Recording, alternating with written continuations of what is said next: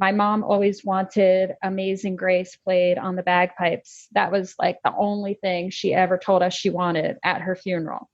And I was a police officer, and I know a lot of former police officers who play the bagpipes for funerals and things. And so I had a few friends to reach out to, and one of them was available. His name's Frank, and he came and played Amazing Grace at the graveside service. And so grateful that we were allowed to do that, because my mom has lost so much over the last 10 years. This disease has taken away so much from her already, so much from all of us. And to have to lose her funeral too was just devastating and heartbreaking. And after the 10 years that she went through and this battle that she went through, we wanted to honor that and to honor her. And not being able to do that was devastating to us.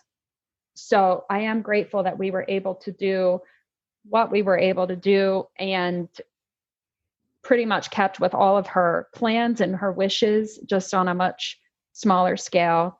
But no luncheon afterwards, no getting together to share memories about her or to talk. My sister has 2 small kids. They have not seen anyone in weeks.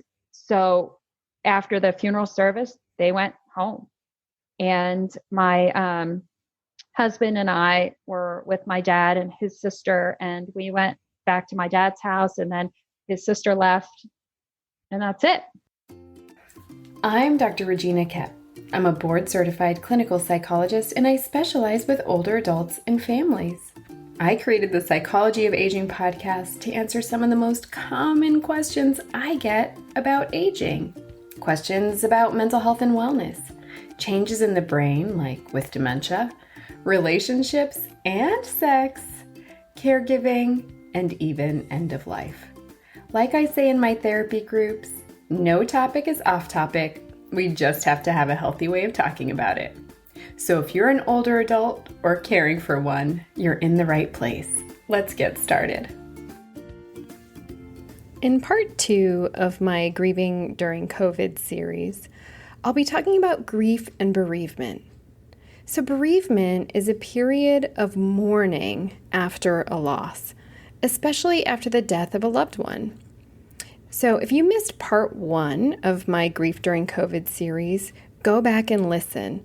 In part 1, I explore anticipatory grief and ambiguous loss. Today, like I said, I'm going to talk about bereavement. One healthy way to move through bereavement is actually to share our grief. In fact, grief is way too big to hold all on your own. And this is why every society and culture has a tradition for bereavement and mourning. And these traditions typically include rituals and community and family. But during the coronavirus pandemic, we're not able to grieve and mourn with our typical traditions. And when people aren't able to grieve and mourn with their natural and typical traditions or rituals, it might keep them from actually engaging in their bereavement and mourning process. And it has the risk of creating what's called disenfranchised grief. I want to share with you a little bit about disenfranchised grief. So to disenfranchise means to deprive someone of a privilege or a right. Disenfranchised grief is to deny someone of a privilege or their right to grieve. And here's how it's playing out during the coronavirus pandemic. People can't mourn publicly. The ceremony where we come together and remember the person and tell stories in a community and how they influenced our lives, that's been taken away from us. And when we withhold our acknowledgement and when we aren't able to affirm that somebody is grieving or honor the memory of the person or the relationship or how significant the loss is, when we're unable to do that, the needs of the person who's grieving don't get met. And so they're denied or deprived the privilege of grieving. They're denied the privilege of mourning. And that is disenfranchisement. That is disenfranchised grief. And I don't want you to experience disenfranchised grief. Because when you do, the risk of mental health concerns like depression, anxiety, or substance use increases. And that adds to the suffering. And this is exactly why I've created this 2-part series on grief during COVID, because I want to honor you and your loved ones in your bereavement process. I want to create a public affirmation and acknowledgement that there are many of you out there who are grieving. And so my 2-part series on grief is a way that a little bit that I can do to honor you and your loved ones. So I've created this 2-part grief series, and I've also created a blog post to accompany this series all about grief. So I answer some of the most frequently asked questions I get about grief, and also where you can get support for grief and bereavement safely and online during the coronavirus pandemic. So I'll link to this blog post in my show notes, or you can go straight there by going to www.dr for Dr. Regina Koepp, that's KOEPP.com/blog/grief. In today's podcast, to help us understand grief during COVID, I have the privilege of interviewing Lauren Dykovitz. If you've been following me for a while, I interviewed Lauren for my Caring for Aging Parents show on January 15th of this year, that's 2020.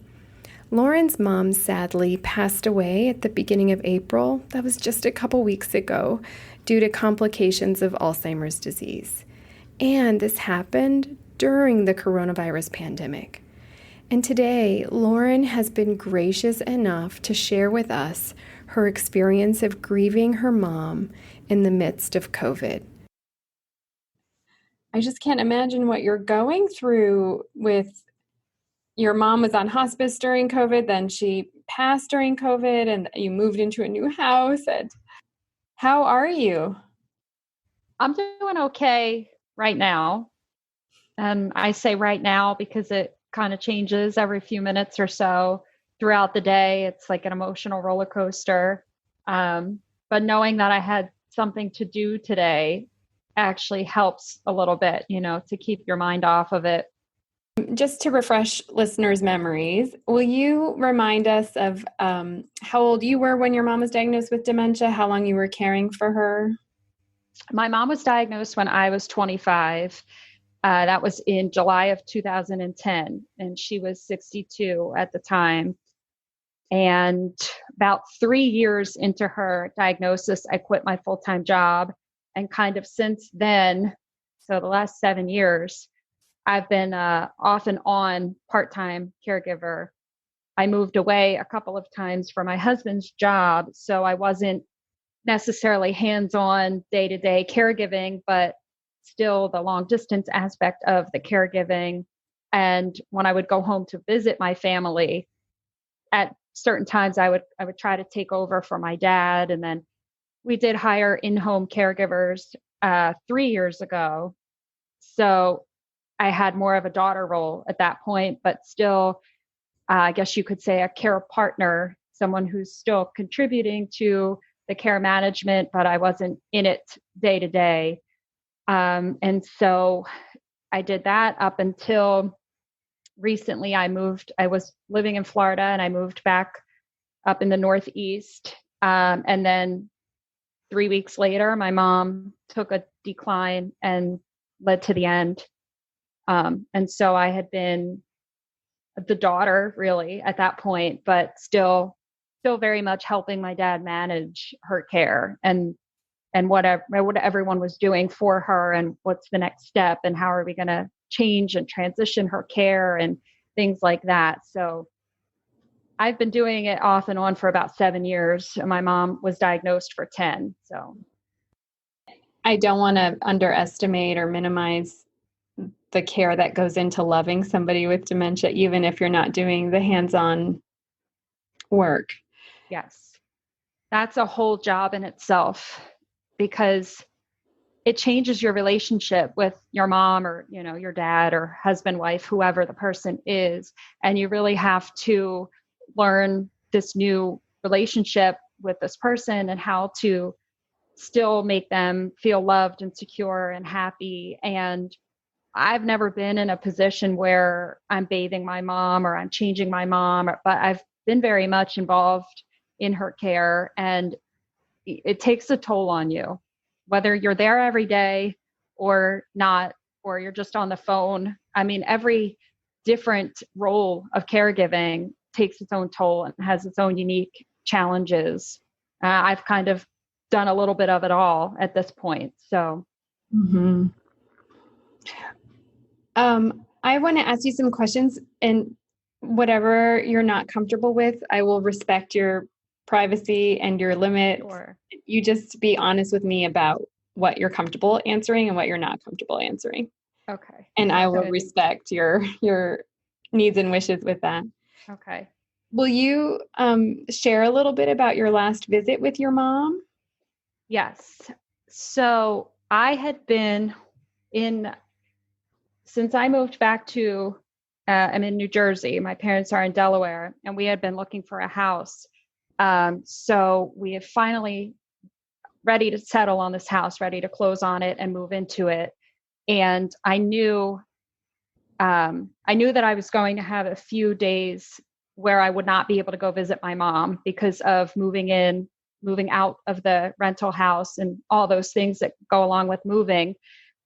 So it was going to be 5 days that I wasn't going to see her. And I just thought, I can't do that. I can't go 5 days.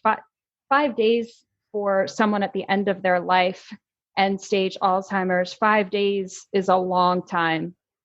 And I kind of said to my husband, I can't go 5 days without seeing my mom. How about the day the movers come to our storage unit to actually move everything into the house? I'm going to go see my mom instead. So I'm not going to go with you and deal with all the movers and the boxes. And he said, okay, which was a lot on him. And I so appreciate him stepping up to take care of all of that so that I could go be with her. And knew that it was nearing the end of her journey, the end of her life. But I truly had no idea that it was coming that soon. My mom did not go through the typical week or so of not eating or drinking anything. She would maybe eat or drink. I mean, toward the end, she was on a pureed diet. She was eating, mostly it was just baby food. And her beverages had thicket in them. So she wasn't really drinking that much because of the consistency and everything. So she would maybe have a few bites a day and a few sips, and maybe the next day she wouldn't have anything at all. But then the next day she might eat a lot. So it was very normal for her to go a day without eating or drinking all day. And then the next day she would. I was obsessed with keeping track of this. I made the caregivers write down in a notebook how much she was eating and drinking when they were there so that we could keep track, because I really wanted to know, okay, if we have 2 or 3 days in a row where she hasn't eaten or drinking anything, she hasn't eaten or had anything to drink, then that's different. That changes things. So I was waiting for that to happen, reading about the signs of active dying and looking for the signs of active dying every time I was with her. My last visit with her was on a Thursday, and I looked for everything that I knew to look for, didn't see anything. And I thought, okay, I've just got to get through the weekend, and I'm going to be here on Monday, and I will see her on Monday. So Thursday, when I went to visit, it was a normal visit, just sitting, listening to music with her, holding her hand, just watching shows and just being with her, just holding space with her in that moment and letting her know I'm by her side. And every time I visited her toward the end, I would always take a few minutes to tell her how much she meant to me, what a great mom she is, I would say, we're going to be okay. I would tell her, we're going to be really sad and we're going to miss you a lot, but we're all going to be okay. And it's okay for you to go to rest now. And I made it a point of saying that every visit because I never knew when the end would come. So I know I told her that on that day, on that last visit. And when I went to leave, just like every other visit, I kissed her on the forehead and I squeezed her little hand one more time. And I said, I love you, Mom. And I said, I'll see you later, alligator. And I left. I did not see her the next day because of the move. And then I got the call very early Saturday morning that she had passed. So my last visit was 2 days, I guess, before. So. What was it like for you when you got the call? Devastating. I'm probably going to get emotional, so I apologize if you can't understand what I'm saying, but so Friday we moved into our new house, and we have this nice big backyard. I have 2 dogs, and I couldn't wait for them to see their yard. So when they went out to run in their new yard, I took a video of it and I sent it to my dad. And he told me that he showed it to my mom that night. Mm-hmm. And I thought, she was waiting for us to move into our house. Oh. She saw that video and she knew that we had moved into our house and that we were somewhat settled. Not really. But I thought to myself, she was waiting because he showed her the video that night. They went to bed. My dad is a saint for everything that he's done for my family and everything he's done for my mom. And he refused overnight care up until the end. I can do it. I can handle this. I can take care of her. I don't want anybody there at night. I just want to be, with my wife. And so he would wake up every couple of hours overnight to turn her. So she wouldn't get bed sores and things like that. So the last time that he woke up to turn her was about 3:00. And he said he would just not really touch her, but more so touch the draw sheet to pull her and turn her over. And so he didn't notice anything. He went back to sleep. And at 6:00, he thought about getting up to turn her again, but he thought, I'll wait another hour because the caregiver was coming a little bit later that morning. So he woke up just before 7 and then called me immediately. I was, I know I'm jumping all around, but I was in our new house. I had just gotten up a little 6:15, 6:30 or so, sitting on our couch in our new family room, having a cup of coffee, thinking about where do I start with unpacking and this and that. And I think I was scrolling through Facebook and suddenly my screen flashed up. Dad was calling and my heart stopped. 7:00 in the morning on a Saturday morning. It's not normal for him to be calling. Something's wrong. And I think I was still not wanting to go there. And I just thought, oh, something's wrong. Like, this isn't normal for him to be calling. And I answered the phone and he told me that he had just gotten up to check her in the morning and that she was cold. And it's really a blur because it was just shock. What do you mean? Like, no, I'm supposed to get the call that she's not doing well. Come be by her side. Come hold her hand. The end is coming. I'm supposed to be there for the end. And I immediately yelled for my husband and just started running around looking for clothes to put on out of a box in our bedroom because we moved into our house the day before. So I didn't even know where anything was at that point. And my dad said that she was cold, but seemed very sort of unsure if it was really, is this what is happening? Is this the big thing that's happening?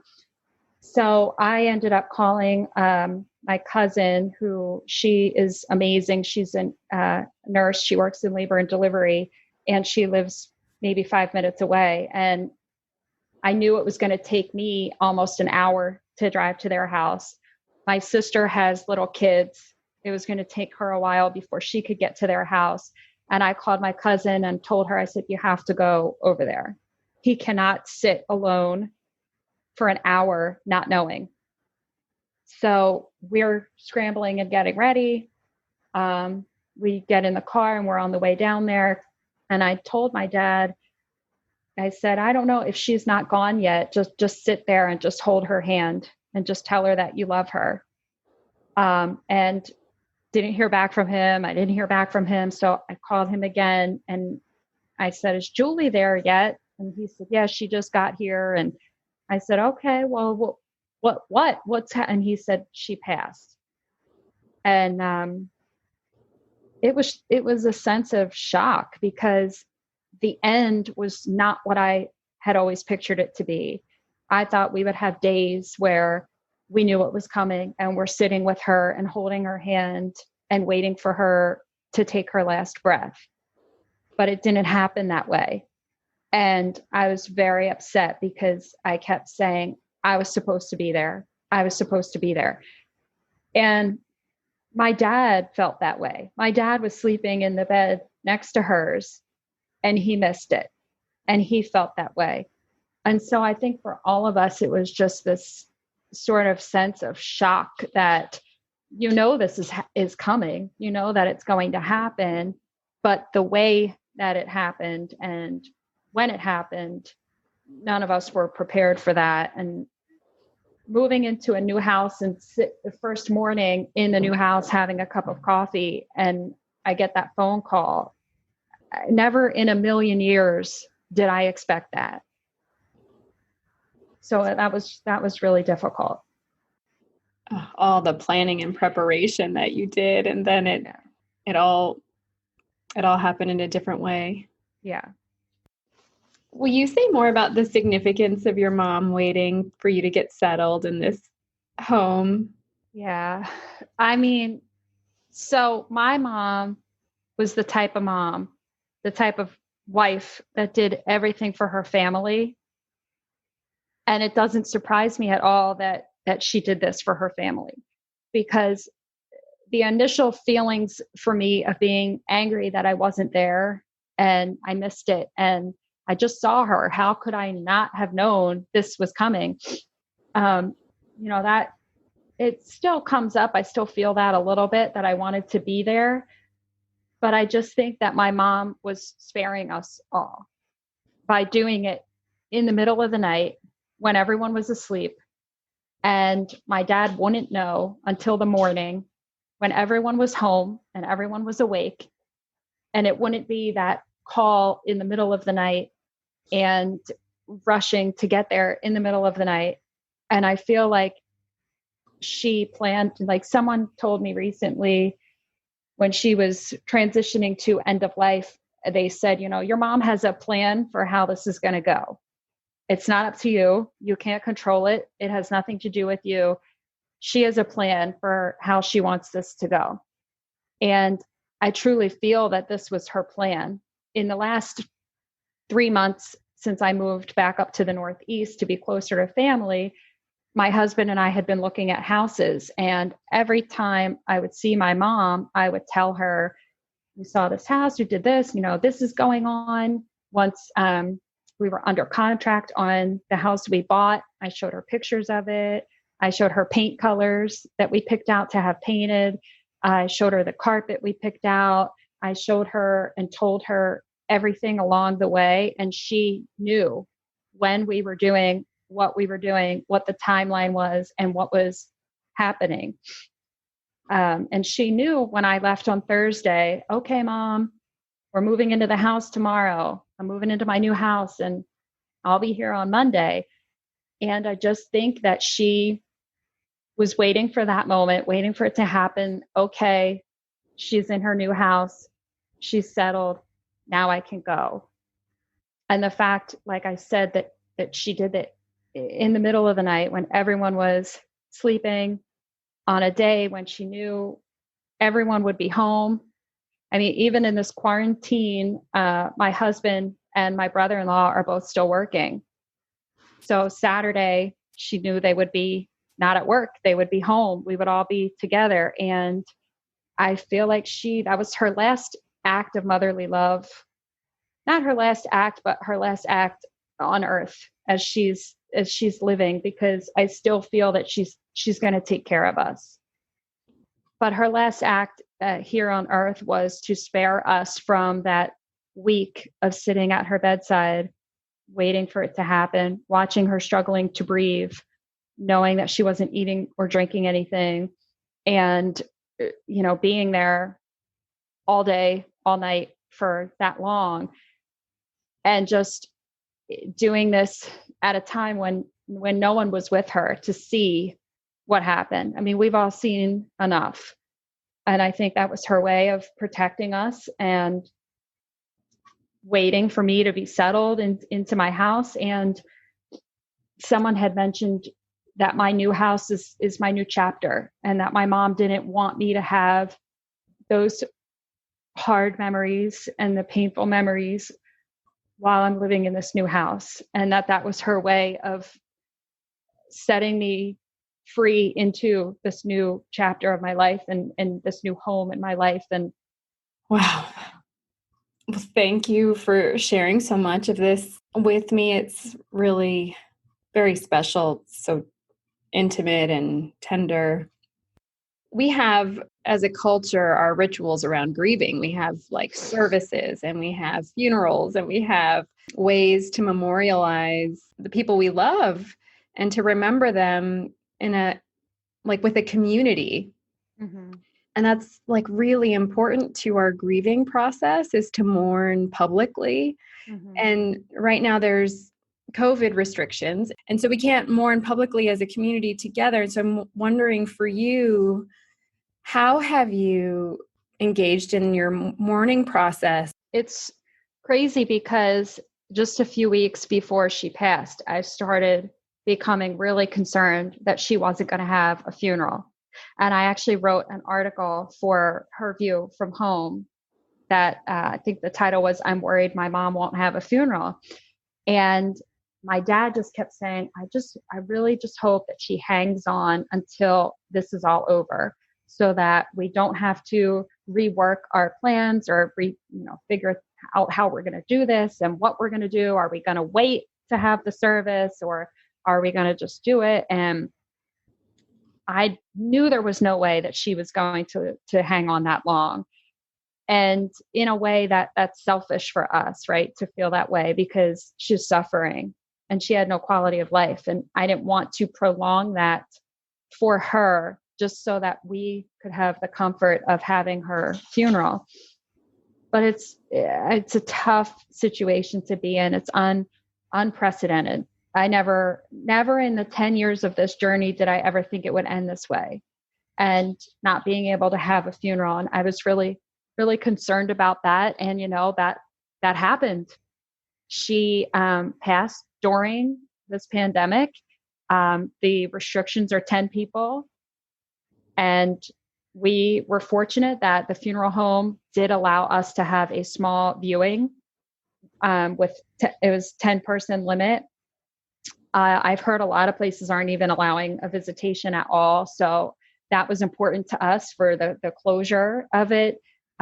So we were able to do that, limited to 10 people. They did allow we have a family friend, longtime hairstylist Bonnie, she's the best. And for the last 3 years, she's been coming to my mom's house to do her hair. She did it in in a wheelchair, in her bed. She came and she did her hair every other week or something. So it was always our intention to have her do my mom's hair one last time. And they allowed us to do that, which I was very grateful. My mom would not want anyone else to touch her hair besides Bonnie. And we were allowed to have a 10-person private viewing and a 10-person graveside funeral service, which was hard. It caused issues in the family, being limited to the 10 people. We have a smaller family, and so that, I guess, lucky, if you want to say that it's lucky, but these people with these huge families, how do you pick who can come and who can't come? It's 10 people. And we had heard from the funeral director that certain cemeteries were counting cars at the gate and making people turn around and leave. And we didn't want to deal with any of that on her funeral day. So it was very difficult to figure out what to do. And we had all decided prior to her passing that we wanted to keep her wishes of being buried. And we don't want to prolong this. We want to do it now. She's been suffering for 10 years, and we just want her to be at rest. We want her to be in her final resting place now. We don't want to keep her at the funeral home, in a freezer for a month until this is over with. And who knows when this is going to be over with. We don't want to put her through that. We want her to be at rest now. So we continued pretty much with all of the plans that we had, just on a much smaller scale. My mom always wanted Amazing Grace played on the bagpipes. That was like the only thing she ever told us she wanted at her funeral. And I was a police officer, and I know a lot of former police officers who play the bagpipes for funerals and things. And so I had a few friends to reach out to, and one of them was available. His name's Frank, and he came and played Amazing Grace at the graveside service. And so grateful that we were allowed to do that, because my mom has lost so much over the last 10 years. This disease has taken away so much from her already, so much from all of us. And to have to lose her funeral too was just devastating and heartbreaking. And after the 10 years that she went through and this battle that she went through, we wanted to honor that and to honor her. And not being able to do that was devastating to us. So I am grateful that we were able to do what we were able to do, and pretty much kept with all of her plans and her wishes, just on a much smaller scale. But no luncheon afterwards, no getting together to share memories about her or to talk. My sister has 2 small kids. They have not seen anyone in weeks. So after the funeral service, they went home. And my husband and I were with my dad and his sister, and we went back to my dad's house, and then his sister left, and that's it. Not anything that we had ever imagined or anything that we had ever pictured having. So we did decide to do the drive-by visitation, which I kind of got the idea from all these things you've been seeing on the news, like the parades for birthdays and things. And I said, I wonder if people would do this. I wonder if they would join in and participate and just kind of have them drive past and pay their respects in that way. And we had a great turnout for that. And I talked to my dad's been retired for a few years, but his good friend Phil still works for the company. And I mean, he must have brought like 15 cars or something, and they put signs on their cars and black ribbon on their cars. And my dad was really touched by that, and tears in his eyes. And people that I went to grade school with showed up, and family members, just people that you would never expect to show up came. And then, people who were close family and friends and things. And so it was really nice to have something to honor her. And I think I know that really meant a lot to my dad. He kept telling me how nice that was. And he said, it's almost better this way, because the people that came and got to drive by, and some of them pulled over and talked from the road. And he said, it's almost better this way that we got to do that. And I don't know that it would have meant that much if it was just the regular visitation, public visitation. And I mean, the one thing that bothered me about that was I always pictured my mom's viewing with like a line out the door. I just knew people were going to come. And I never thought it would be any other way. And to not have that for her, to not have the honor for her, and just to honor my dad and what he's done for her and our family. I mean, it's unbelievable what he has sacrificed and what he has been through in keeping my mom home, which in the end of this turned out to be major, because if she was in a nursing home, we wouldn't have seen her for who knows how long. And we would have just gotten the call, your mom passed in her sleep last night, and that would be it.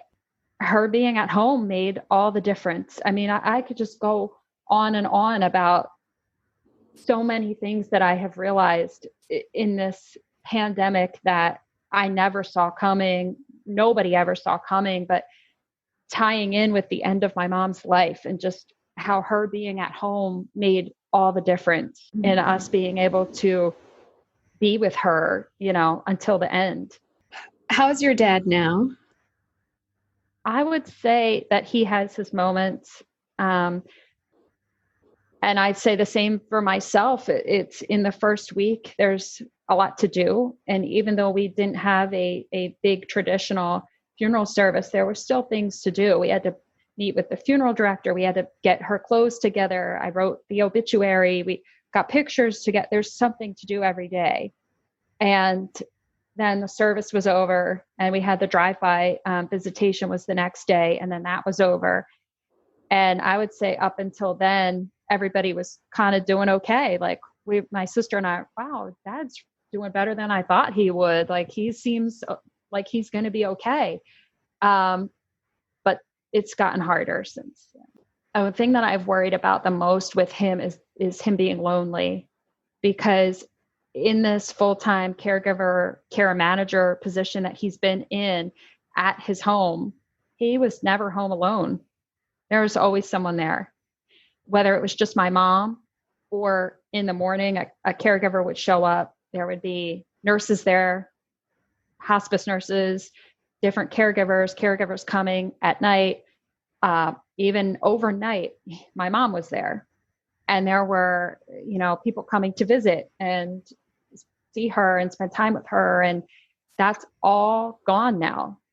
He's by himself in this house, and there's really nowhere to go and nothing to do and no one to see. Mm-hmm. And I was worried about that before this coronavirus pandemic, but being in this and he can't even go see his grandkids.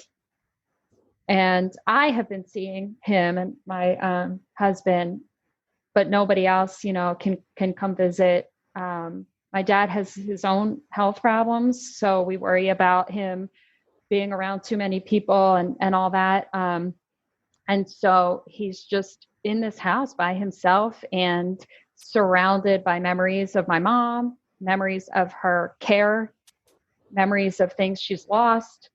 And I think it's gotten tougher now because eventually the cards stop coming and the flowers stop coming and nobody's bringing meals anymore, dropping meals off at your house, and nobody can visit right now. And there's nowhere to go and nothing to do. And the weight of the silence. And you have no choice but to start thinking about it and your sadness. And, I think he's been struggling more in the last week or two than he was in the first week. Saturday, it will be 3 weeks. And so the first week was a lot of things to do. And then after that, it's kind of dying down. And I talked to him this morning and he sounded a little bit better. But the last couple of times before that I talked to him, he just seemed really sad, really down. Yeah, we're trying our best to be there for him and also to give him his time to just be sad and grieve, because you do need that. You do need to cry, and you do need to acknowledge the feelings and the memories and the loss. So it's kind of hard to know when to leave him alone, because I don't want him to be alone, but it's hard right now with everything going on. I mean, there's not much you can do. Do you ask him? I do. I probably annoy him because my sister also, because she's been calling him like before 8 o'clock every day. And he was like, she called me at like 7:45 this morning. And, and so I'm glad that we're all checking on him, and just trying to keep him talking and things. And I do ask him how he's doing. And sometimes he opens up more than others, but I don't want to push him. It's his grief and his journey, and I just want to be there for him, but I don't want to push him if he's not comfortable yet talking about things. But he has opened up and said, a lot that I wouldn't have expected him to share. So your relationship with your mom changed over the years, and so did your relationship with your dad.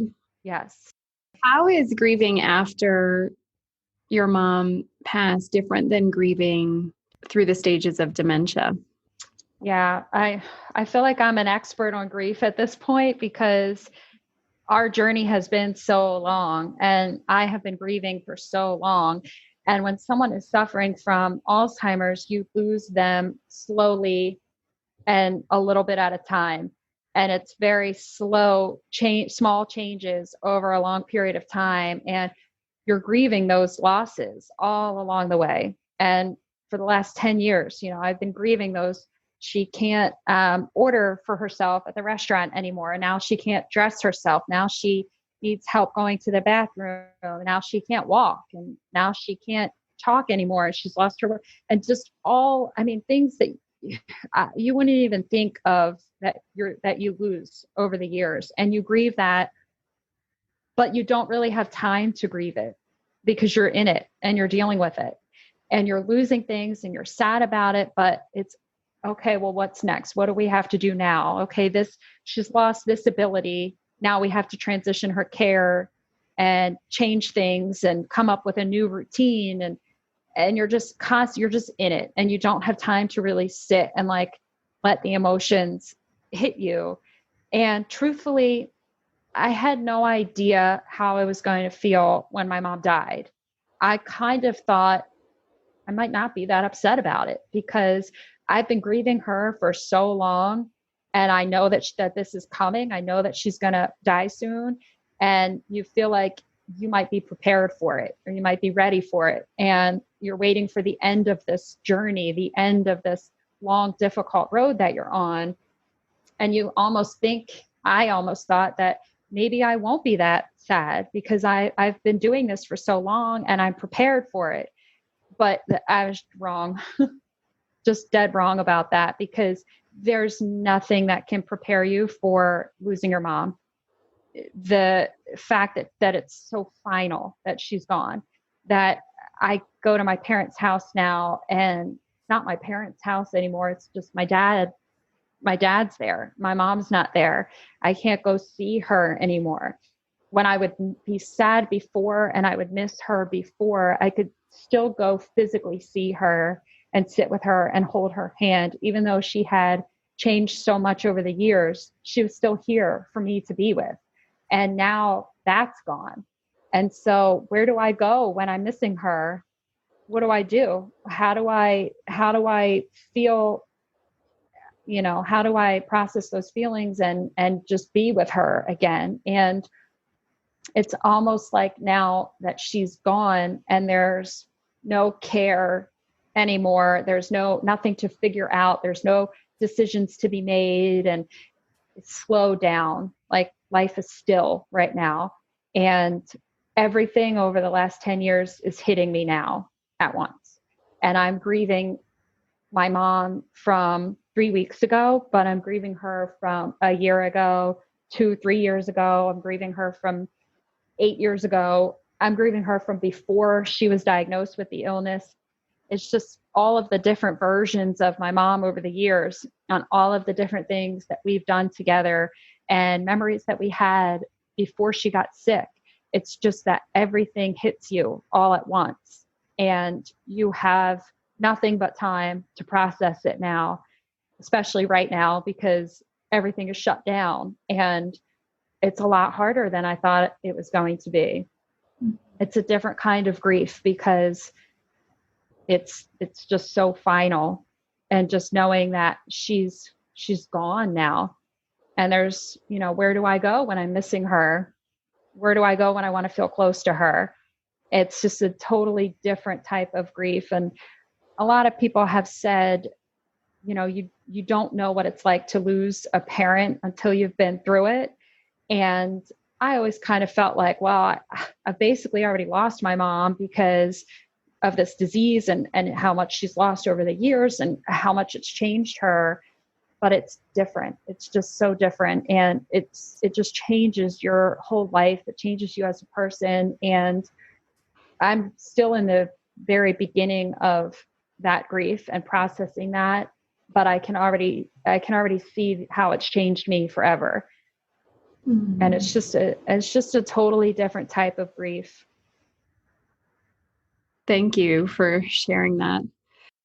What's been the most helpful way that people have supported you with your grieving process? I think for other people doing things for me was coming to the drive-by visitation and showing up. People have sent cards, some flowers, meals, cupcakes, cookies, things that they've ordered online and had sent to the house because, maybe they don't feel comfortable bringing something themselves or dropping it off. And just, I really appreciate when people check in, even if it's just a quick text to just, I'm thinking about you, or how are you doing, and things like that. I made a good friend through my blog. Her name is Janine, and her mom passed away last February. And she kind of consider her like my coach because she's kind of like helped coach me through the end of this mess. And things that she learned and things that she realized and how to look for signs of my mom and things like that. And she's been great with me kind of sharing those things and supporting that and accepting it and telling me stories about what she went through and sending me quotes that she thinks I would like or that would fit my situation. And so, I mean, those are the things that just a simple text or a card in the mail, that really means a lot, goes a long way. Mm-hmm. Lauren, thank you so much for sharing so much of your journey with us. It's so valuable that you have been so honest and open and vulnerable. So often I hear from people that there's nothing you can do with a person with dementia, that they're gone. I think what you did in your 10 years of loving your mom with dementia is you included your mom in your life and you shared your adventures and your new beginnings, like buying a house. Even when your mom was on hospice, bedbound, unable to communicate, you were including her every step of the way in your life. And I think that honors who she is. And I am sure that your mom was so proud of you and was so just proud at the woman that you have become and the woman that you were as a caregiver and a daughter. I really have a lot of admiration for how you cared for your mom and loved your mom. Thank you. Mm-hmm. I want to give a heartfelt thank you to Lauren for being so open and vulnerable about the end-of-life journey with her mom and her bereavement process following her mom's death. I'll link to Lauren's website and blog in the show notes, and you can follow her there. My hope, and I know Lauren's hope as well with sharing Lauren's story, is to make sure that nobody is alone in this caregiving journey with dementia, and that nobody is alone with bereavement during COVID. If you'd like to learn more about grief, I've created a blog article with frequently asked questions about grief and bereavement. And I also share where you can get support online for grief and bereavement. Take a minute and head on over to that blog to learn more. You can do that by simply going to the show notes and linking to the blog there, or going straight to the blog at www.drregina.com/blog/grief. If you like this episode, be sure to subscribe so you'll be the first to know when my episodes are released. And then leave a review. Subscriptions and reviews actually help people to find this show. In wrapping up, it's important to share that the ideas I express on my podcast are mine and mine alone, and that information shared does not take the place of licensed medical or mental health care. I'll see you next week, same time, same place, for a story of love after loss. It's a story of hope and new beginnings. So lots of love to you and your family. I'll see you next week. Bye for now.